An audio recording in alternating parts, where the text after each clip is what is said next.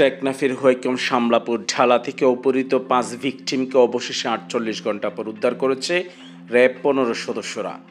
উদ্ধার ভিকটিমরা হলো টেকনাফের হোয়াইকম দঙ্গিয়াকাঠার বাসিন্দা ও সিএনজি চালক শামসুল আলম এবং উকিয়ার বিভিন্ন রোহিঙ্গা ক্যাম্পের বাসিন্দা যথাক্রমে মোহাম্মদ জুবাইর, আলী জুহার, নজিমুল্লাহ ও মোহাম্মদ সেলিম। বৃহস্পতিবার 5 জুন রাত 9টার দিকে গহীন পাহাড় থেকে অপহৃতদের উদ্ধার করা হয় বলে নিশ্চিত করেন র্যাব 15 সিপিসি 2 এর company commander major Mohammad Nazmul ইসলাম।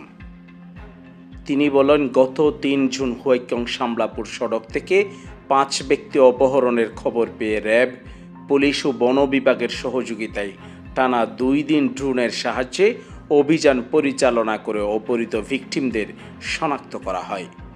অবশেষে বৃহস্পতিবার রাত 9টার দিকে হোয়াইকং শামলাপুরের গহীন পাহাড় থেকে অপহৃতদের উদ্ধার করতে সক্ষম হয়। পাশাপাশি অপহৃত ভিকটিমদের মানিব্যাগ ভর্তি টাকাগুলো উদ্ধার করা হয়।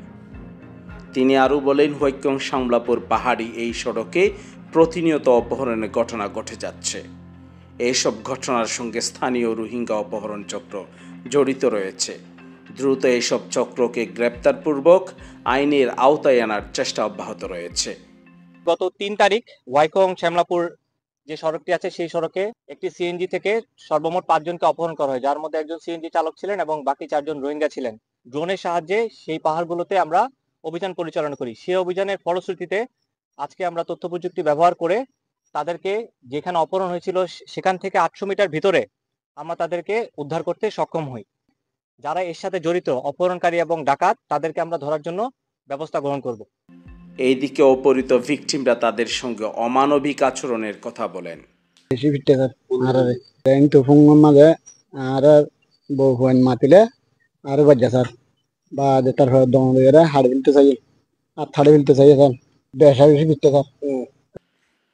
শেখ রাসেলের তথ্যচিত্রে নিউজ ডেস্ক, রূপান্তর।